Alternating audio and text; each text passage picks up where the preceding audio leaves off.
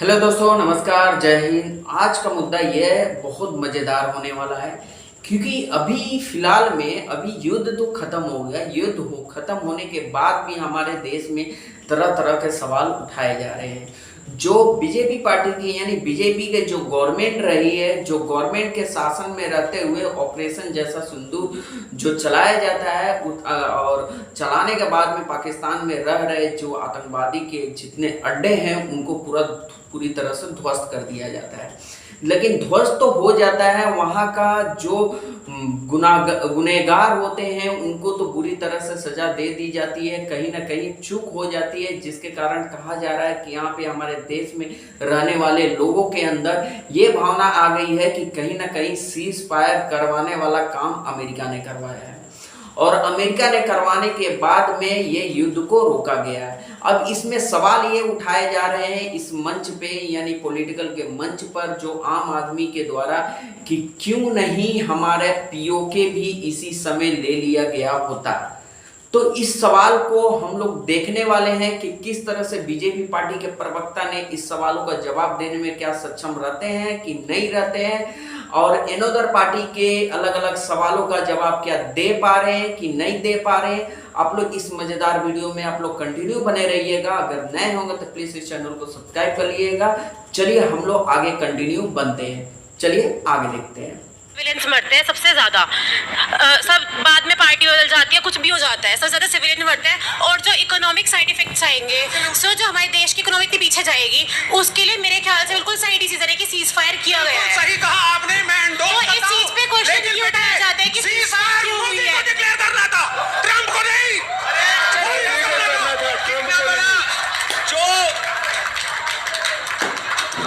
Sir मेरे दो सवाल हैं जी। सबसे पहले कि पहलगाम अटैक हुआ उसका टेररिस्ट कहाँ है? कहीं नहीं है, घूम रहा है। ये गवर्नमेंट से मैं पूछा है। और दूसरा क्वेश्चन है कि क्या ये सही टाइम नहीं था पीओके लेने का? गवर्नमेंट बार बार कह रही है कि पीओके लाएंगे और वोट भी दे रहे हैं हम, लेकिन पीओके कहाँ है? बताइए, जवाब दीजिए। पहली बात तो मैं कहता हूँ विवेक श्रीवास्तव, आपको कैसे पता चले? घूम रहे हैं, आपसे फोन पे बात कर रहे हैं। फोन पे बात कर रहे हैं। हमारी सेना उनको, आपको सेना पे विश्वास नहीं है? आपको सेना पे विश्वास नहीं है क्या? जिस सेना ने पाकिस्तान की सेना नहीं है खत्म कर दिया, और बात करते हैं, आप पे विश्वास नहीं होनी चाहिए आपको, शर्म आनी चाहिए आपको। सर वैसे आप दोनों कभी तो अपनी पार्टी का किसी नेता का नाम लीजिए, कांग्रेस वाले नेताओं के। अंजना मैम, मैं जानना चाहूंगा, कांग्रेस के प्रवक्ता से जानना चाहूंगा, हम सभी जानते हैं कि असदुद्दीन ओवैसी कितने बड़े भाजपा के राजनीतिक विरोधी हैं, लेकिन आज जब राष्ट्र की बात आई तो पूरे विश्व पे ये संदेश दे रहे हैं कि जब राष्ट्र की बात आती है तो हम राष्ट्र के लिए खड़े होते हैं। लेकिन सर आपके इतने बेहतरीन शशि थरूर, जिनको अभी कोहिनूर ने भी बोला एक प्रवक्ता ने आपके, तो जब शशि थरूर को पार्टी की तरफ से इंटरनल प्रेशर रहेगा तो राष्ट्र की बात कैसे रख पाएंगे? सर मैं ये जानना चाहता हूँ आपसे। बिल्कुल, आपके सवाल का स्वागत है, लेकिन कई लोग तो ये सोच रहे हैं कि खत्म होते होते हिंदू हृदय सम्राट न बन जाए वैसे। सुनिए, ये देखिए, कुछ सवाल नरेंद्र मोदी जी पूछ रहे हैं देश के प्रधानमंत्री मनमोहन सिंह से कि आतंकवादी कहां से आते हैं, कैसे घूमते रहते हैं। पूछेंगे भैया, 26/11 के बाद ड्रेस बदल देते हैं आपके। नरेंद्र मोदी जी अब बताएंगे क्या?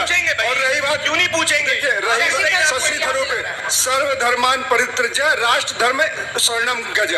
राष्ट्र का धर्म एक है और सारे नेता, अभी भारत का डेलीगेशन है, वहां ना बीजेपी का है ना कांग्रेस का है। शशि थरूर से हम सवाल जवाब कर सकते हैं, पार्टी के अंदर बात कर सकते हैं, लेकिन जब वो भारत के बाहर है तो उनके साथ खड़े हुए हैं, उनको भाजपा बुलाने की कोशिश करती है, भाजपा राजनीति करती है, भाजपा की घटिया मानसिकता है, भाजपा की गिरी हुई सोच है, भाजपा पार्टियों को तोड़ती है।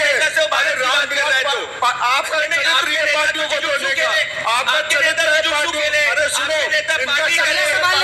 आप दोनों का हो गया हो तो एक सवाल ले ले। एक विधवा हो गया आपका, एक सेकंड। चरित्र है पार्टियों को तोड़ने का। मैम मैं ये पूछना चाहूंगा कि इतने साल के इतिहास में हमने इतनी सारी स्ट्रेटेजिक डोमिनेंस हासिल करने के बाद भी उनसे ना पीओके मांगा, ना हमारे ऐसे कुछ मुद्दे मनवाए गए कि जिनसे हमारी स्ट्रेटेजिक डोमिनेंस बरकरार रहे। ना जैसे 71 में हमने 90,000 सैनिक खेल लिए, तो उसके बाद भी कुछ नहीं हुआ।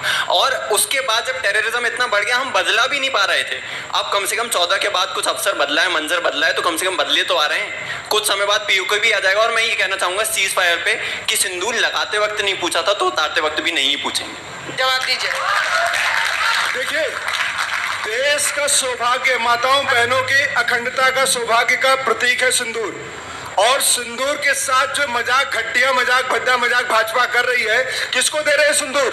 सिंदूर उजड़ गया माताओं का। सुनते भी है कि नहीं सुनते, मुझे बताइए। फेक खबर है। पूछ रहा है कि आप पॉलिसी जो बदली है ये अच्छी बात है कि नहीं है? पॉलिसी क्या बदली बताइए ना? बिरयानी खा के टेरर के बाद बिरयानी खाने नरेंद्र मोदी जी जाते हैं। बिरयानी खाए तो फिर पाकिस्तानी के आतंकी को आप बिरयानी भी खाते हो, पाकिस्तान की तरफदारी भी करते हो, और हाफिज सईद के बीडी में हाफिज सईद की बीडी में गद्दार इनकी पार्टी में बड़े बड़े हैं। अंजना जी, हो गया, आप दोनों का हो गया। मीरा देवी, एक सवाल ले ले। थैंक्स।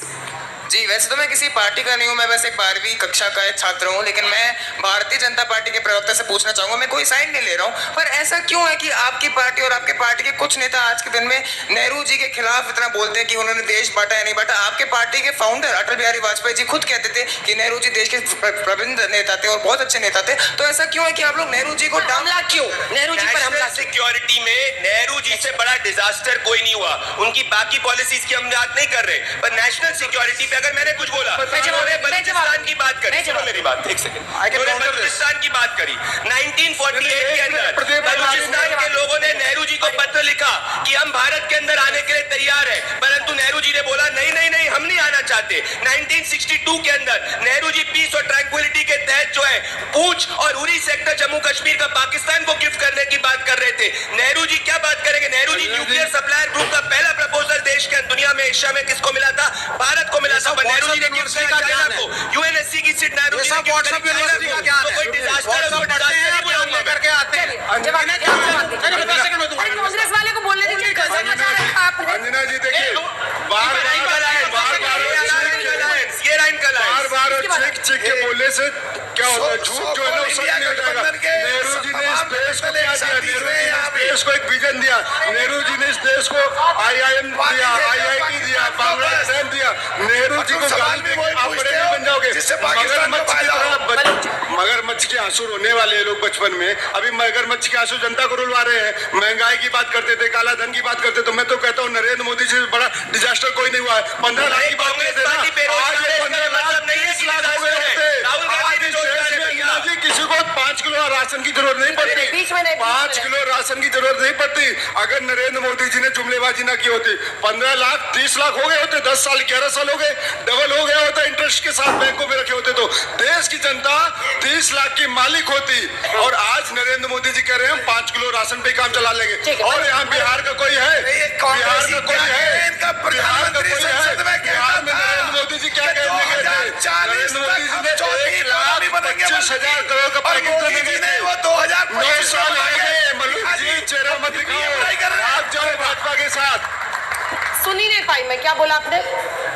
अंजना जी, यही होता है, एक साथ चिल्लाते आप लोग। हमारी संसद में खड़े होकर मनमोहन सिंह ने कहा था कि वर्ल्ड की इकोनॉमी चौथी हम 2040 तक बना देंगे, और हमने 2025 में बना के दिखा दी। और आप पाकिस्तान को अंदर घुस के मारा। ये बौखला गए हैं, इनकी राजनीतिक जमीन खिसक रही है, कुछ का कुछ बोल रहे हैं, इसलिए जयराम रमेश कुछ का कुछ बोलते हैं।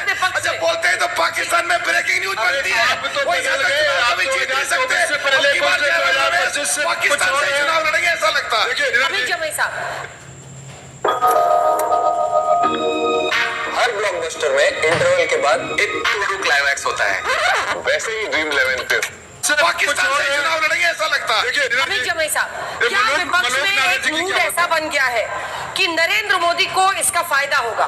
ऑपरेशन सिंदूर का जो भी हमने सैन्य कार्रवाई की है, चाहे वो उनके 9 आतंकी ठिकाने हो, 11 एयर बेसेस हो जहां हमला किया है, नरेंद्र मोदी का इसका इलेक्टोरल फायदा होगा, इसलिए आप लोग विरोध कर रहे हैं। देखिए, इससे पहले भी जंगें होती थी, छोटे छोटे स्ट्राइक्स होते थे, लेकिन उसका कोई जश्न नहीं मनाया जाता था, क्योंकि ये हमारी आर्म फोर्सेस का वो उनको अधिकार था भारत को सुरक्षित रखने के लिए, वो अपने ऑपरेशंस करते थे, लेकिन वोट के लिए उसकी कैंपेन नहीं चलाई जाती थी। मैं देखिए समाजवादी पार्टी की तरफ से, कब मारा कांग्रेस ने अपनी साथी पार्टियों ने? एक बार बता दो, अंदर घुस के कब मारा जो जश्न हो? पहली बार अंदर घुस के मारे हैं तो जश्न तो होगा। आज बोल लीजिए आप, मैं अपनी बात रख दूं। देखिए, हमारा समाजवादियों का जो सबसे बड़ा आज का कंसर्न है कि हमारे जो एयर चीफ साहब हैं, एपी सिंह साहब ने कल ही बोला है, उन्होंने कहा है कि जवाई भाई हमारी फौजें हैं। जवाई भाई एक बात पूछ लो कांग्रेस से, इन्होंने 26/11